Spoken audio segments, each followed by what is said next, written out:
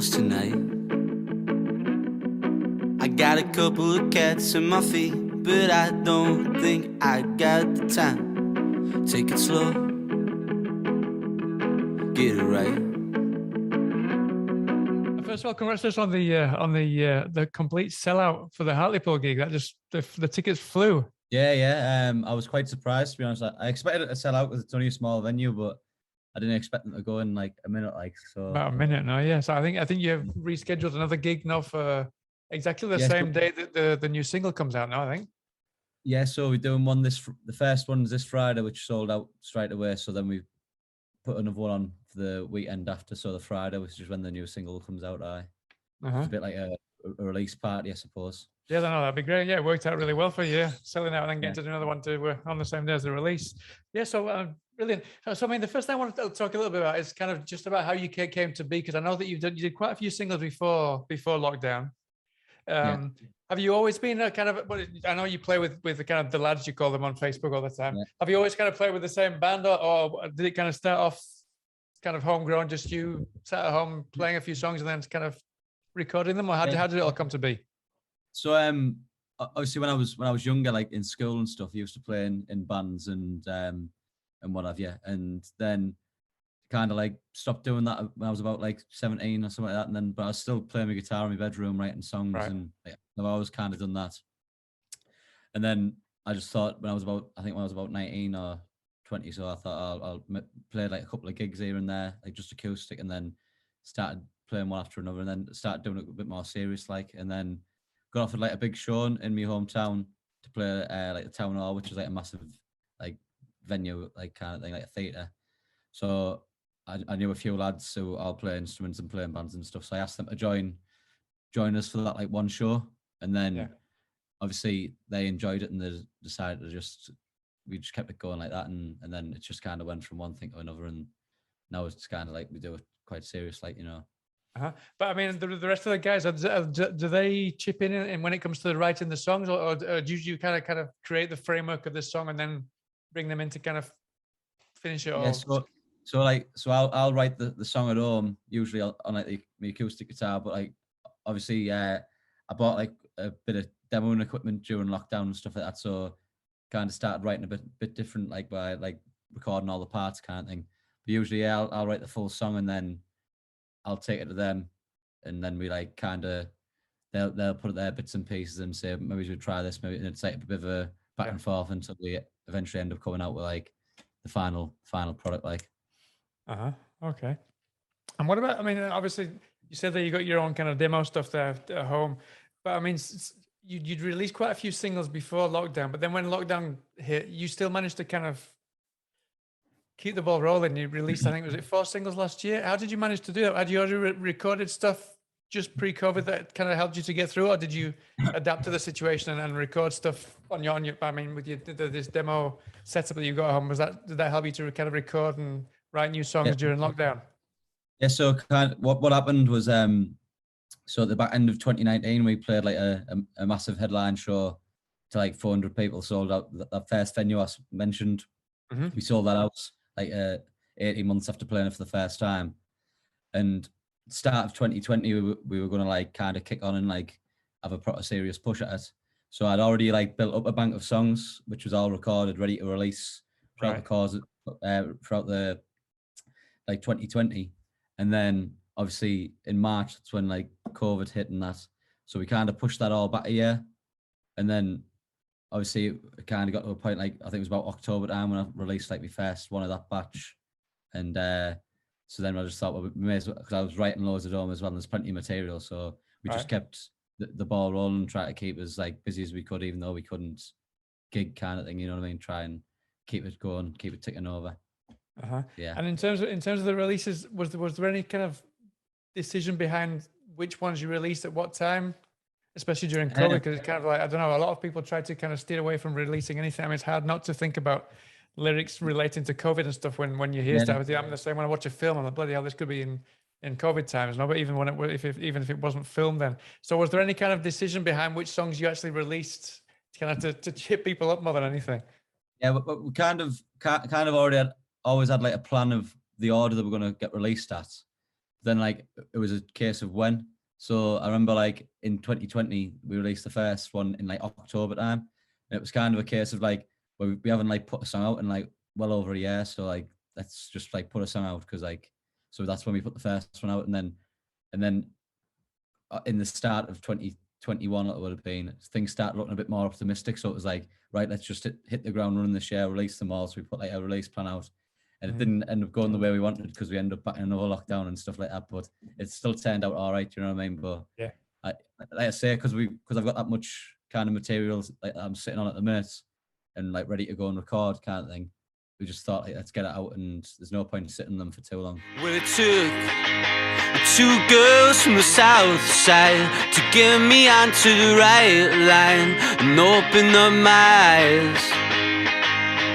Well, I'm shook, 'cause your candle in my campfire, the one that I can ignite, is a fire burning inside. Thinking about the future then, because you've recorded all this stuff and you've been sat on it, if I imagine you'll eventually try and create or release an album.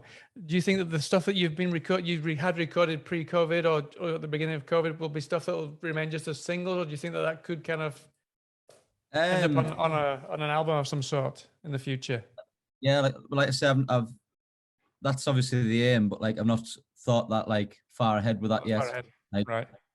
kind of like that is the aim, but whether it's them songs get revisited and get re-recorded or whatever, but it's kind of like, I think with the newer songs that we've been writing, they kind of going in a little bit of a not too dissimilar direction, but they sound a bit more polished and a bit more like what I want. So I don't know whether they'll all piece together well, if that makes sense. Do you know, if You know what I mean? Yeah. I mean, you said there that you think that the new ones are more polished. I was reading, I think it was Clash Music.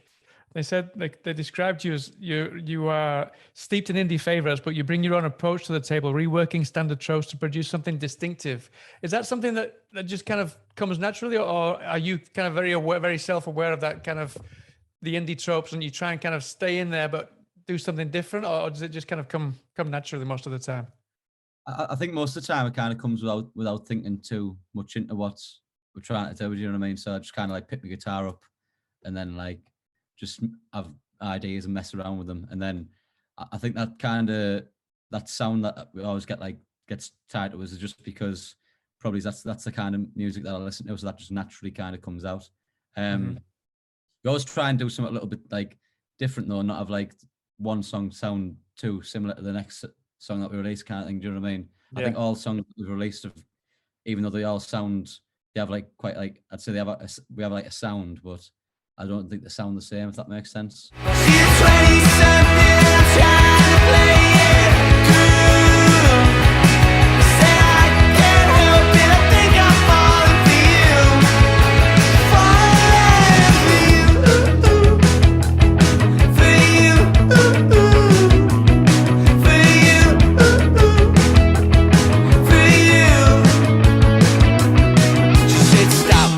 Talk about the live circuit, because I mean, obviously you've been able to release a lot of stuff that you recorded already, but in terms of gigs, you have done gigs, not a great deal, but the ones that you have done, especially kind of when you went from Newcastle all the way down to the Isle of Wight in, was it 72 hours? That must have been like crazy. I mean, it must have been great, but it must have been crazy tiring at the same time, no?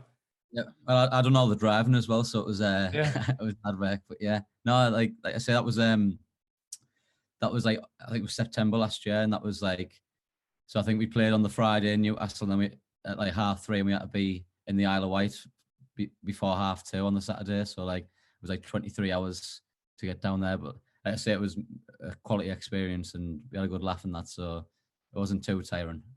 Yeah, I mean, and I think you've been able to play farther afield than you've usually played before. Now I think you've been in cities that you've never been before. No? Yeah. So how was the response there? Because I mean, I imagine most of your concerts were kind of Newcastle, Hartlepool, around the area, beforehand. So how's the response kind of been in like farther afield? I know you went to London. Yeah, so we played in London and Manchester in December, and like I say, the response was spot on. Like people seem to enjoy it. I think that's just a case of like, I'm quite confident that if people do come and see us, they will enjoy us live, and they'll come away and go, oh yeah, we had a good night there. But at the time as well, COVID was just kicking off again. So I think there might have been a few more there if it wasn't for the case with that, people like having to isolate and stuff like that again. So but hopefully we out of the woods with all that stuff and just. And I mean, since lockdown, you played a few gigs. How has returning to the live circuit been? I mean, complicated, but I imagine a kind of a breath of. It's not the best words to say. A breath of fresh air, not to be able to get back there, no. And be in front of people and kind of see the reaction that people. I mean, it's obviously you can see on Twitter and stuff, but it's just not the same to see people's reaction. No, singing back your tunes when you're playing them in a gig, no. Yeah, exactly. So like, I think it was like July was our first gig back last year, and that was after like probably 18 months or so. And we played in Q Bar in Stockton, which is a venue in Stockton. That was it was like 200, I think it was just shy of 200 people there. So like it was kind of, I had nothing for like 18 months. Then to go into that was a bit like, I don't know, it was a weird night. It was really, really good, but it was like kind of missed that feeling of playing live, and like you didn't really realize how much you'd missed it until like we played that gig, you know what I mean?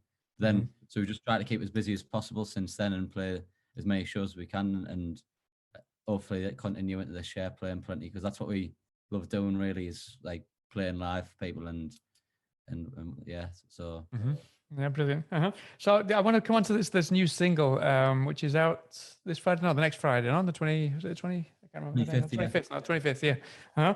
So like I said, it's obviously it's got some elements of stuff that we've heard before, but it's very different. Can you, without giving too much away, how would you describe this new single compared to the stuff that you've released so far?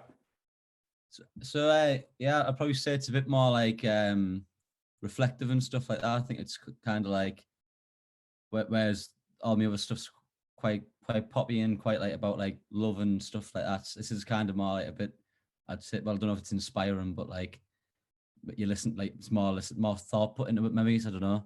It's definitely something that the song I've written that I'm most proud of to date. Like, because I like the message in it, and I think it's quite really good. I mean, it's called Kids, and I know that on social media you got people to send in kids photographs now for the artwork. Was there any specific reason why you wanted to get like fans and friends to send you stuff for the artwork?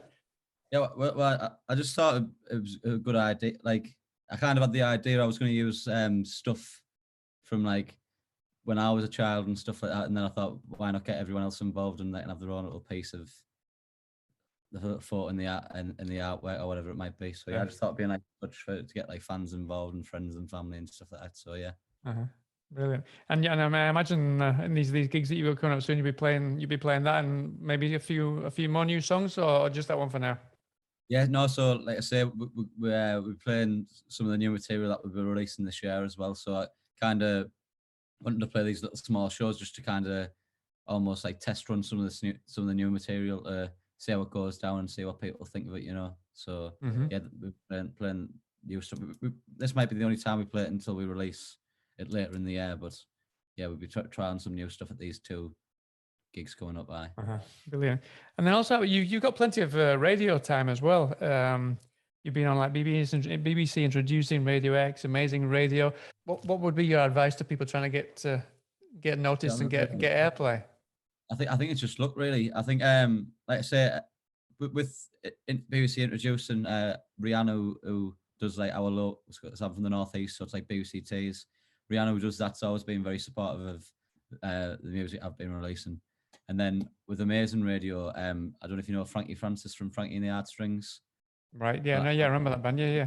Well, he's a DJ on there, and I was fortunate enough to meet him at like I don't know what you call it. It was maybe like a music conference kind of thing. Basically, he was there doing a talk. So, and after we had a bit of a chat, and I said, "Oh, can I send you some music?" And then, so then he's been a big supporter and has been championing us since we met then. And then with Radio X, my manager just emailed John Kennedy, and he listened to it and liked it, and he's supported every song since. So I think once you get your foot in the door with people, and if they like you and the stuff that you're doing, then I think they'll continue to support you. So there's no advice. I just think just keep. That's just getting out there and sending it everywhere you can. Yeah. You baby, when you dance like that, I can't help you the one you bet, and I can't do that 'cause it's not right.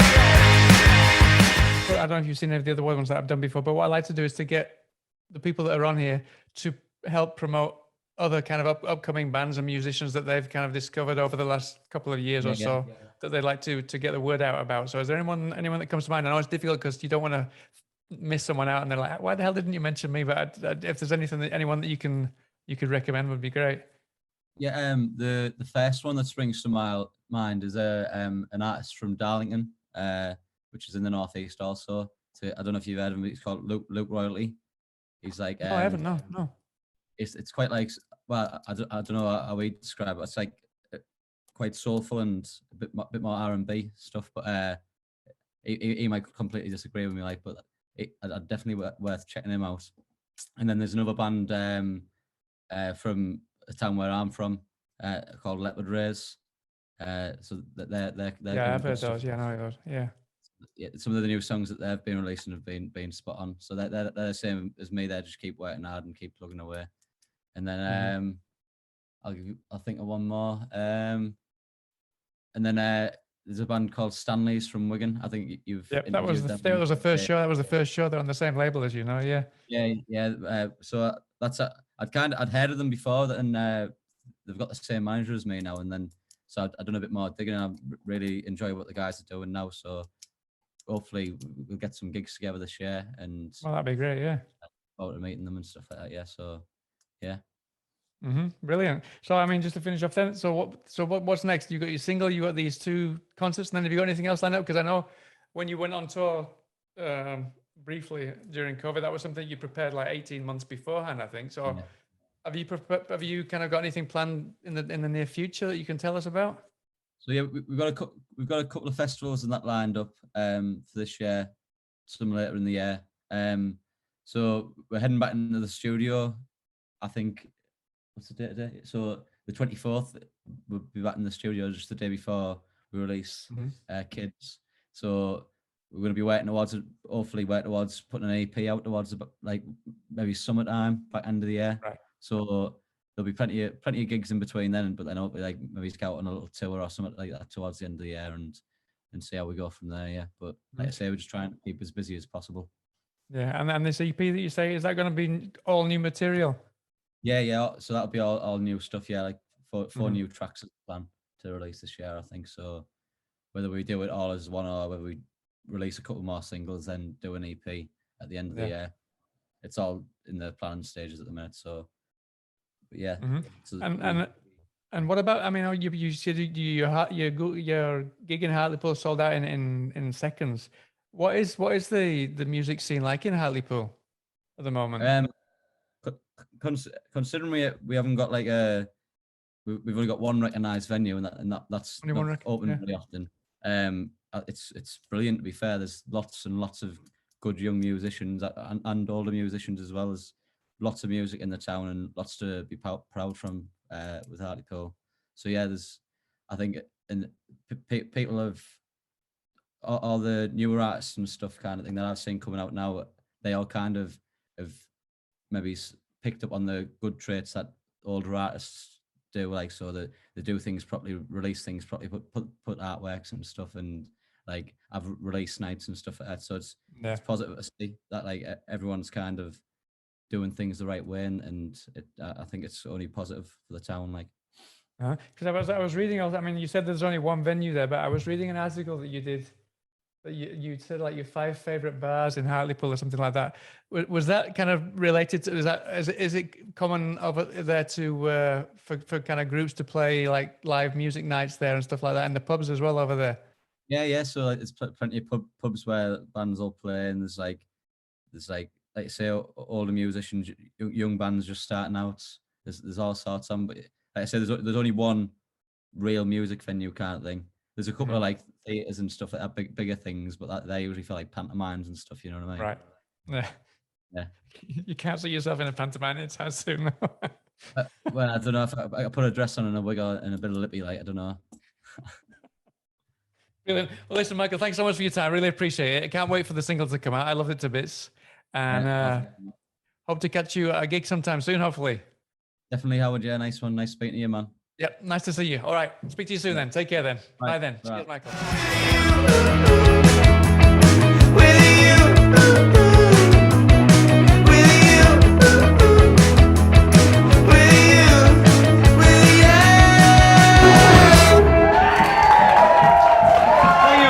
Festival. I've been back on your cheers. Thank you very much.